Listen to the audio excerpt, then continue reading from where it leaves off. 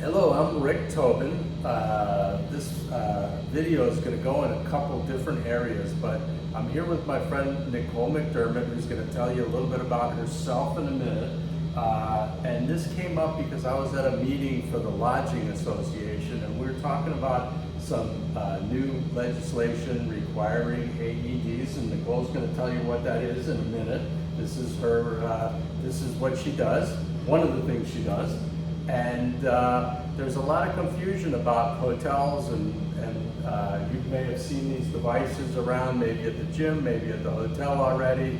And I heard about these maybe, 20 years ago from somebody about how these simple machines can save lives and really help people live a better life, because timing is so important. So Nicole, tell a little bit about yourself and what you do.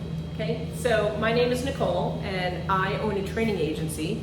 I train CPR, first aid, bloodborne pathogens, oxygen administration, anything in that area.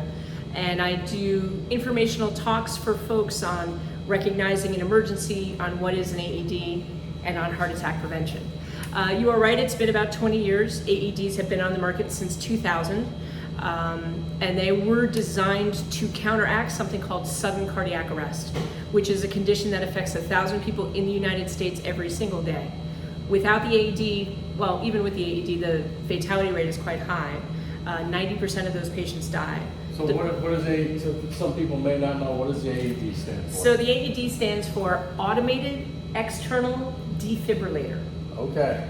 So and what kind of use? Tell them a little bit about where that. First of all, what's your background? Oh, so I've been a CPR instructor since 1992, and I've been CPR certified since I was 11 years old. I'm not going to tell you how many years that's been. Okay, so this isn't the first rodeo. No.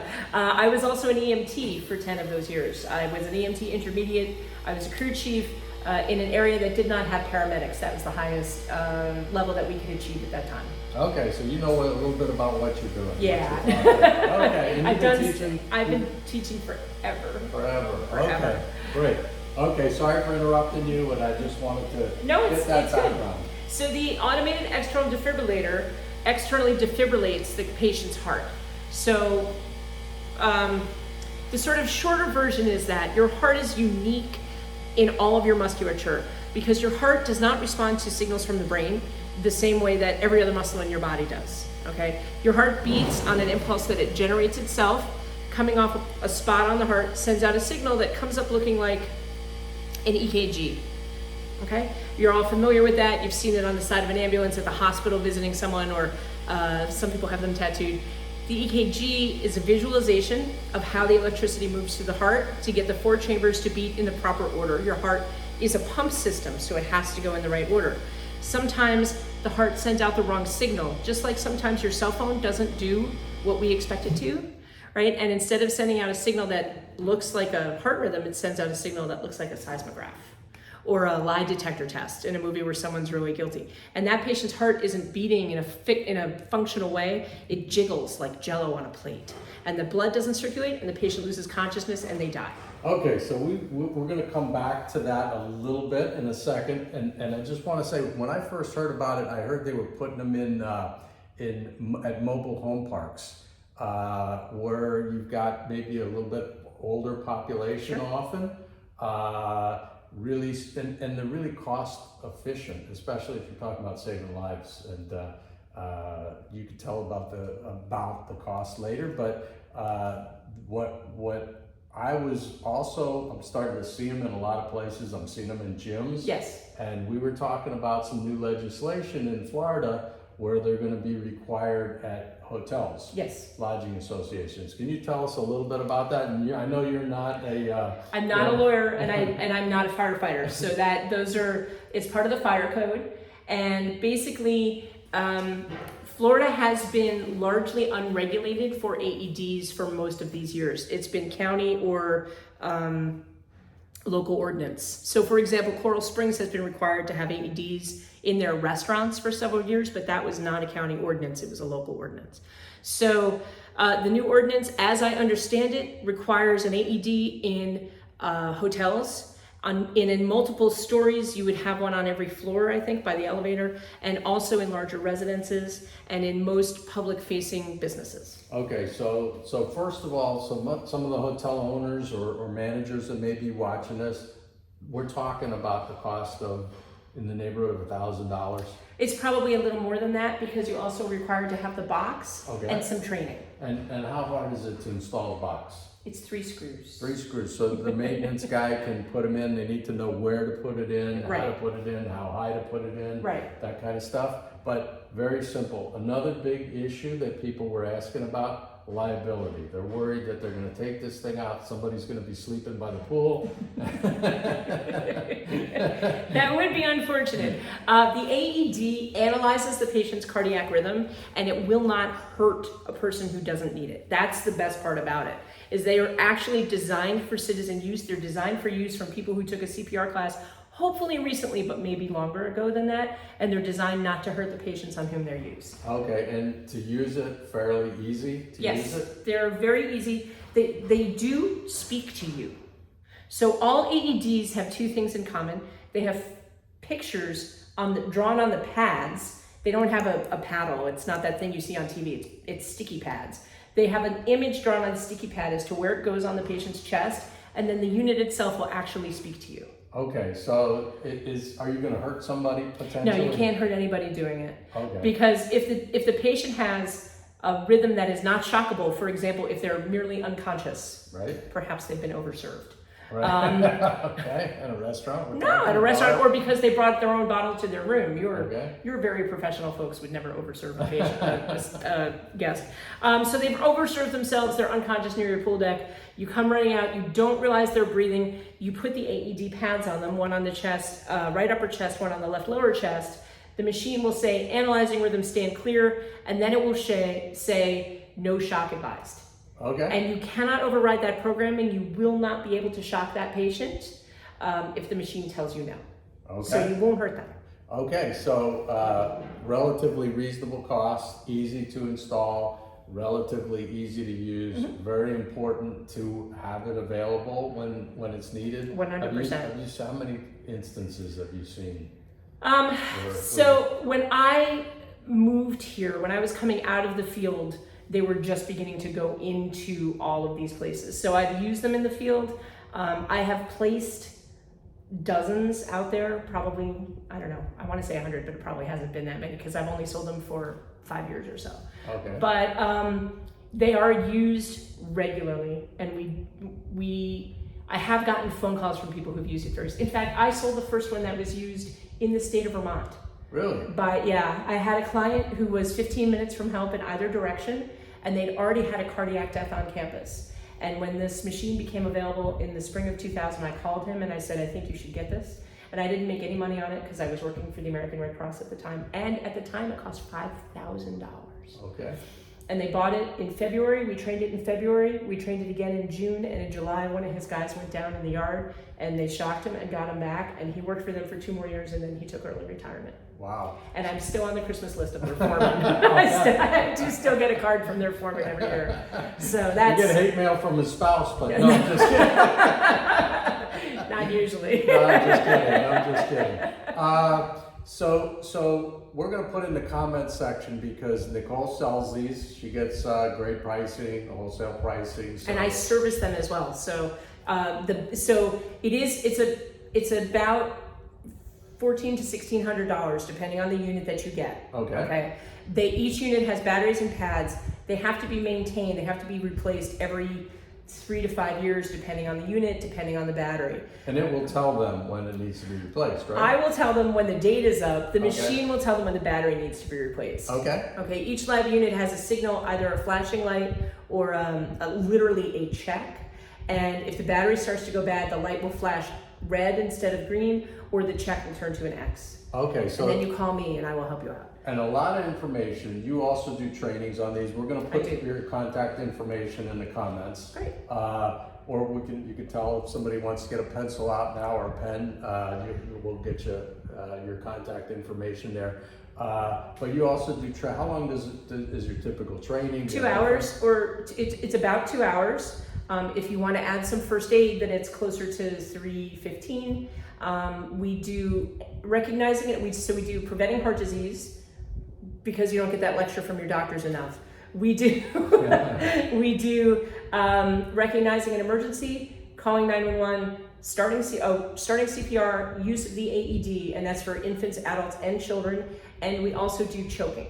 Okay. So we do conscious and unconscious choking. Unconscious choking is really just CPR now, but we do conscious and unconscious choking, and we teach about the use of the LifeVac choking device as well. And by the way, not to put you on the spot though, because I've seen some of your demonstrations, and this is a really serious subject, but Nicole's really funny too. She's got some great stories. I do. I try to make it interesting. Well, because I teach it 5 or 6 days a week, so if I had to teach the same class every week without making a joke, I would be sad. Okay, so we can't give them all the information now. They can get in touch, and there's some you can direct them to the if they're in the Fort Lauderdale, Broward County, South Florida area. If you're in Florida and you have a business, you might need to want to see your local statutes, the state statutes. You can. Well, and I can certainly direct you to the Broward County statutes that are now requiring these devices to be placed in hotels and residences, and I can help you locate them for other counties as well. Okay, Nicole also mentioned that she services them, so that's obviously, maybe not obviously, but local in South Florida. Mm-hmm. So you sell it in Vermont, you're not going to be able to. That one's 20 years old. I hope they've replaced it. They have a functional service life of about 10 years. And I don't have to, so generally speaking, I do service some over on the West Coast. I service some in Naples and up into Venice Beach in that area, because I train in dental offices up and down the West Coast. Okay, so a lot of places, we were talking about hotels and lodging and restaurants, a lot of places it certainly makes sense to have one of these things available. We're at a beach club here, and they have a sign outside so people can find it if they need it. Hopefully it's not needed, but when it's needed, it's available fast. So you brought some other things here, and I brought one of my toys. Yeah, you brought your toys that you use in classes. This is obviously a CPR guy. I have a CPR mannequin here. He's a press stand mannequin. He's got lights in him. Okay. I have a This is cool. So tell them what that is. Wait, this is the LifeVac choking, and it's a choking device. That's the wrong phrase. It clears airways. Okay. So it doesn't choke people. It helps them. The LifeVac was developed by a man in New York State. You push down. And when you have a seal on the patient's face, you push and then you pull up, and it creates a vacuum. And when you pull up, the object is pulled out of the patient's throat into this bell. Restaurant owners, you ever have somebody choking, you do want to know the Heimlich maneuver and all that kind of stuff, I guess. But to me, this is the bridge between conscious and unconscious choking for fit adults, because most people don't know what this is. And if you're choking and full of adrenaline and I come at your face with this mask, you might not react well to it because you're expecting the Heimlich maneuver. But if the patient loses consciousness, I don't have a skill that's not CPR. And CPR has its own side effects, including broken ribs and stuff like that. And for some people could be a catastrophic event. So this to me is the bridge between those two things. I would love to put this into every restaurant that I walk into. They just had their 1,000th saved this week. 1,000 saved? How do you know there was 1,000? So they know because they'll replace it. If you use it, you call them and they'll replace the unit for you, because you can't clean out this part, the accordion part. So they're using that call to have the item replaced to collect data on it. So they'll ask you, how old was the patient? Do they have any medical problems that you were aware of? What did they choke on? All approximate. And they have a wall in their facility that's just a picture of the 1,000 people that they've saved. It's a picture of each of the 1,000 people they've saved. So a little bit of smart marketing. They will give you a new one if you use it, so no reason to try and figure out how to clean it, because they're going to give you a new one for free. But in exchange, they get information. They get the data. They know that 1,000 people have been saved by this device. Saved by choking. To give you the perspective, when I started working with them in April of last year, so 16 months ago, more or less, they had 255 documented saves. 250. Wow. So it's gone exponential. Every time someone's exposed to it, every time the local news channel picks it up, they sell a bunch more, and then we're more likely to get a save. And so another $1,000 for that? No. This is a $70 device. $70. But if you buy it from me, I've already paid your shipping, so that's better. I have a case of them in my garage, so please ask. But you get a little training, because I'll bring a mannequin, we'll put it on the table, and you can see how strong the suction is. I'm pretty sure you can pull a dent out of your car with this. It's very strong. 2 uses there. So. Do not quote me, and do not refer me to your insurance company. It was a joke. But it's a very strong, it's a very strong pull. Each unit comes with an adult mask, which is this one, a child mask, which is smaller, and a practice mask, so you can put it on your tabletop and practice. And it's like a plunger, but it gets to the face, and that's going to suck something out of. Well, it's got a one-way valve in it, so when you push down, air is not pushed into the patient's throat, but when you pull up, whatever air they have trapped in their lungs pulls against the object that's in the throat, and it just pops it right out. Beautiful. Super cool. Have you seen it? There are actually quite a few videos of it in action. I've not seen it work in person, but I have seen several videos of it working. You can also use it on a patient you can't get your arms around, like a pregnant woman, a patient in a wheelchair. You can use it on yourself. I have seen that. Right. And if you have elderly folks in your life that you're taking care of, or that are having difficulty swallowing, this is a great thing to have. And also, of course, small children. So again, $79 to have that in a restaurant owner, or even and they'll replace it. That's the cool thing. If you use it, they'll replace it. So that $70 is not something you have to spend every year. Cool. Yeah. So what else? Do we have anything else, or are we?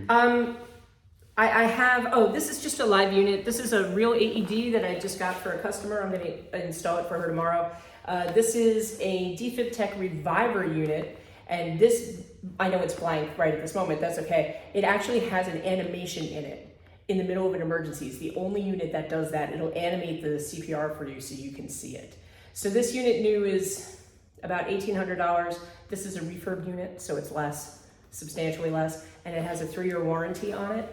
And it comes in a case, and I do have a box for her at home that we'll be installing as well. So just, we do have a variety of models. All of the AEDs are clinical. They're all considered medical devices, so they all work the same way, and they all have very high quality control, high standards. Okay, so last of all, if somebody wants to get in touch with you, find out more, maybe buy one of these, maybe just find out about scheduling, you do group training, I do group training, I do on-site training. I don't have an office. Okay. So I'll come to your facility, your hotel, your garden, whatever, your restaurant.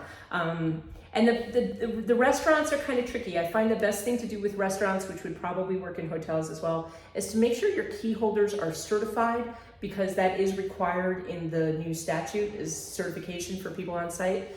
I can train a restaurant staff in choking, including the life vac, in about 20 minutes, and that can be very inexpensive, but the key holders need to be certified. They need that 2-hour training. Okay. Absolutely. Beautiful. So the key holder meaning the manager? The manager, yeah. Anyone who would be, like I said, anyone who they would call in an emergency, that's who you, anyone who's definitely, in a restaurant, they always have a key holder on site, right? It's either the GM or one of the managers. I'm sure the hotel industry is similar to that. Okay, unless it's Denny's, because they're open 24 hours, so nobody's got a key. Somebody has to have a key, but somebody's got to let the stuff in the back door. But it's out.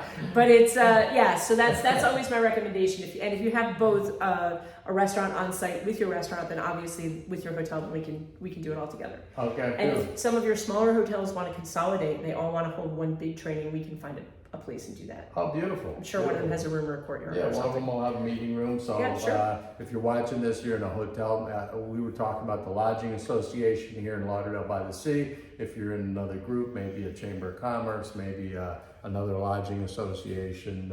Or a restaurant association. Yeah, we'd be delighted to do that. Okay. We can handle up to 40 people at a time with enough warning. We have a lot of gear, and I have 2 other instructors who work with me. Okay, you want to give a website or contact information? Sure, no, absolutely. Nice and slow.